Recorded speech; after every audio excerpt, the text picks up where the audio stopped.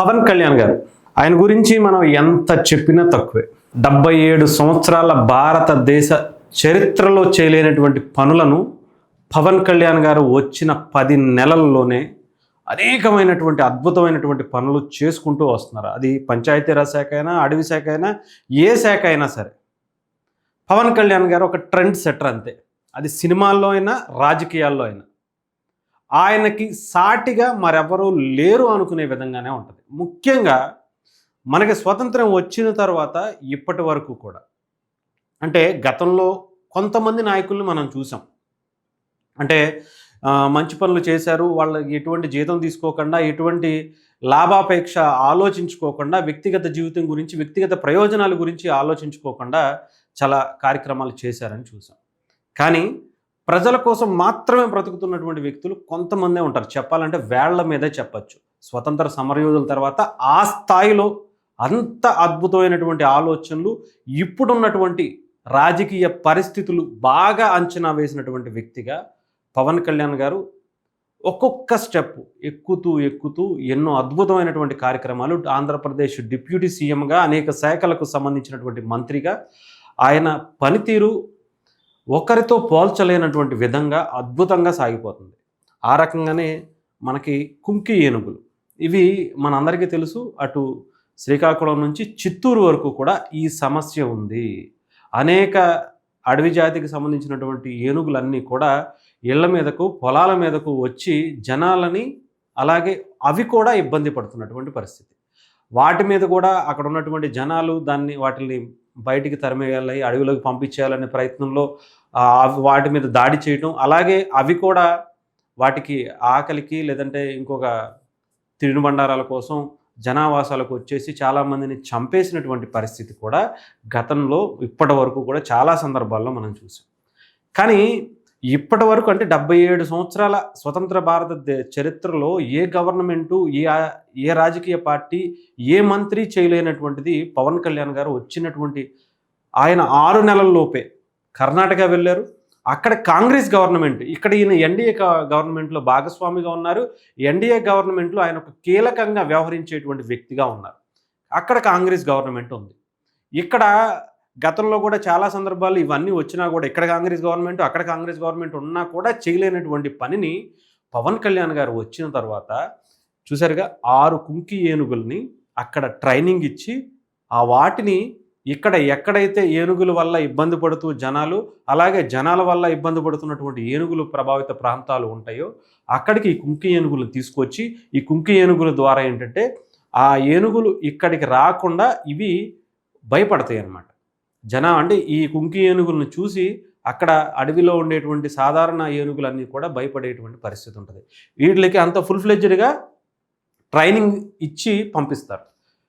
అంటే ఇన్ని సంవత్సరాలు ఎవరు చేయలేదు ఏంటి అంటే, ఇన్ని సంవత్సరాలు ఎవరు చేసుకోలేదు ఏంటి అంటే, ఇది కూడా పెద్ద విషయమేనా అంటే, మరి ఈ చిన్న విషయం కూడా ఎవరు చేయలేదు కదా. ఎంతోమంది ప్రాణాలు పోయినాయి, ఎంతో పంట నష్టం జరిగింది, ఎంతో విలువైనటువంటి సమయం రైతులకి నష్టపోయింది. అయినా కూడా పవన్ కళ్యాణ్ గారు లాంటి వ్యక్తి, అది చిన్న విషయం, ఏదో కర్ణాటకకి వెళ్ళి మాట్లాడారు, చేశారు. మరి ఇన్ని సంవత్సరాలు ఎవడు ఎందుకని ఏం పీకలేకపోయారు? పవన్ కళ్యాణ్ గారు వచ్చిన తర్వాత అక్కడ ఎన్డీఏ గవర్నమెంట్ కాకపోయినా కర్ణాటక గవర్నమెంట్తో, కాంగ్రెస్ గవర్నమెంట్తో ఆయనకున్నటువంటి సత్సంబంధాలు, అక్కడ ఆయనకున్నటువంటి పరిచయాలతో కేవలం పవన్ కళ్యాణ్ గారిని చూసి మాత్రమే నేను చాలా ఘంటాపథంగా చెప్పగలుగుతాను, ఈ కార్యక్రమం కేవలం పవన్ కళ్యాణ్ గారి వల్లే సాధ్యపడింది. ఎంతోమంది ప్రాణాలు, ఎంతోమంది రైతుల ఆవేదన, ఎంతో పంట అంతా కూడా ఈరోజు పవన్ కళ్యాణ్ గారి దయ వల్లే, ఆయనకున్నటువంటి సత్సంబంధాల వల్లే, ఆయనకున్నటువంటి స్నేహం వల్లే ఇవి సాధ్యపడింది. ఆయన ఒప్పించి తీసుకొచ్చారని చెప్పాలి. అందులో ఎటువంటి సందేహం లేదు. ఎవరు ఏమైనా అనుకోండి, పవన్ కళ్యాణ్ గారు ఇలాంటివి ఆయన వల్ల మాత్రమే అవుతుంది.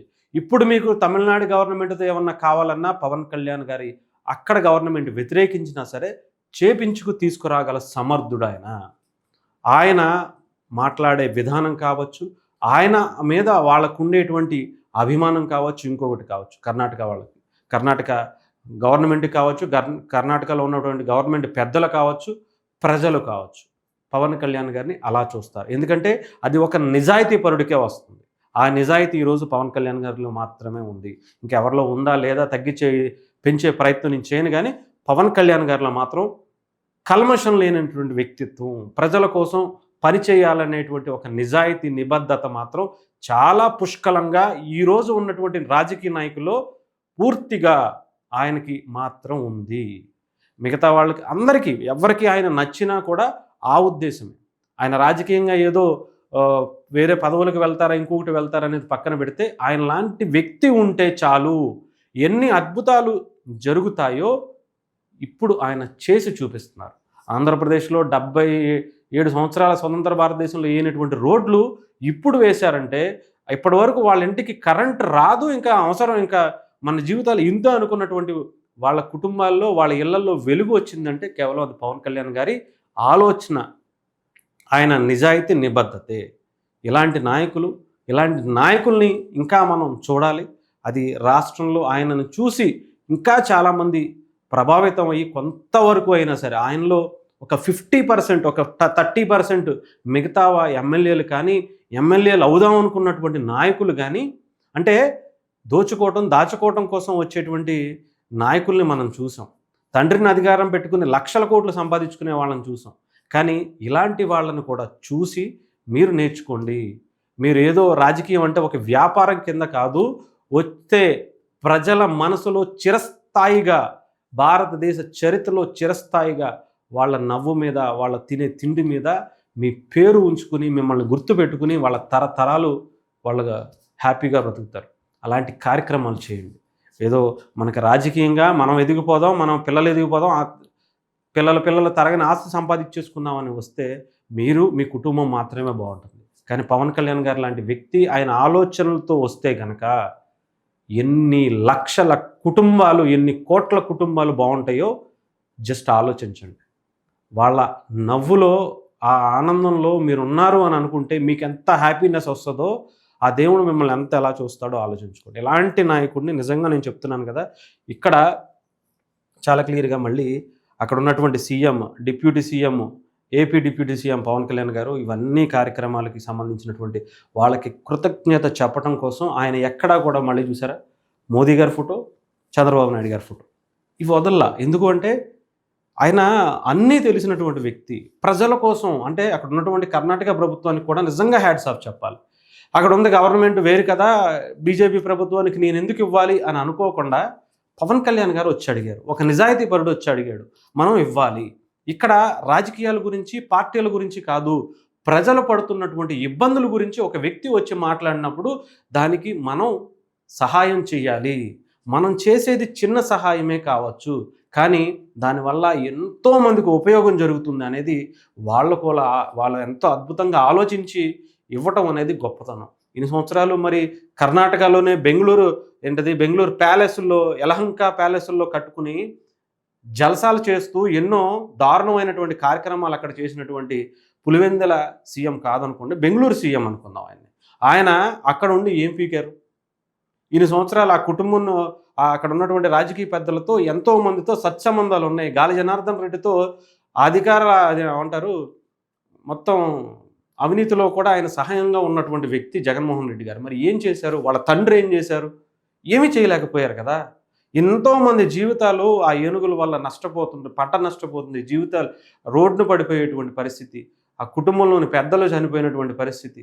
అంతమంది నుంచి ఈరోజు పవన్ కళ్యాణ్ గారు లాంటి వ్యక్తి ఒక 77 సంవత్సరాల తర్వాత వచ్చే వరకు కూడా ఇన్ని ప్రభుత్వాలు, ఇంతమంది మంత్రులు, మేము రాజకీయంలో మాకంతా పెద్ద తోపులో లేరు అనుకునేటువంటి వ్యక్తులు ఉండగా కూడా చేయలేనటువంటిది పవన్ కళ్యాణ్ గారు ఒక సాధారణ నటుడిగా వచ్చి, ఒక మంచి సామాజిక స్పృహతో వచ్చినటువంటి వ్యక్తి రాజకీయాల్లోకి వస్తే ఎన్ని అద్భుతాలు చేయగలుగుతారో, పార్టీలకు అతీతంగా, ప్రాంతాలకు అతీతంగా, కులాలకు అతీతంగా, మతాలకు అతీతంగా ఆయన ఎంత దూరదృష్టి ఉంటుందో ఆలోచించండి. అందుకనే చెప్పాను మనం కూడా, ఆయనని అంచనా వేయాలి అంటే, ఆయనని ఇష్టపడాలి అంటే మీరు కులం దాటి, మతం దాటి, ప్రాంతం దాటి ఆయన గురించి ఆలోచిస్తే తప్ప ఆయన మీకు అర్థం కాడు. ప్రకాష్ రాజు లాంటి వ్యక్తి ఇలా ఇంతమంది చనిపోయారు కదా, వెళ్ళి కర్ణాటక గవర్నమెంట్తో కాంగ్రెస్ అంటే బాగా ఇది కదా, వెళ్ళి ఒక్క మాట మాట్లాడలేకపోయాడు ఇన్ని సంవత్సరాలు బట్టి. ఇక్కడ తెలుగు నేలపై ఎన్నో డబ్బులు తిని మన మీద విషయం చెమ్ముతున్నటువంటి ప్రకాష్ రాజ్ లాంటి వ్యక్తి మరి ఎందుకని మాట్లాడలేకపోయాడు? అక్కడే పుట్టి, అక్కడే పెరిగి, అక్కడ ఉన్నాడుగా, అక్కడ పోటీ కూడా చేశాడుగా ఎంపీగా. అక్కడ ప్రజలు తీసి అవతల దొబ్బారనుకోండి. అలాంటి వ్యక్తులు కూడా ఏం మాట్లాడలేనటువంటిది పవన్ కళ్యాణ్ గారు లాంటి వ్యక్తి చేస్తున్నప్పుడు డెఫినెట్గా అప్రిషియేట్ చేయాలి. అలాంటి కార్యక్రమాలని ప్రజలకు చూపించాలి. పవన్ కళ్యాణ్ గారు ఏం చేస్తాడు, ఏం చేయగలుగుతాడు, ఏం చేస్తున్నాడు అనేది కూడా మనం చూపించాల్సినటువంటి అవసరం.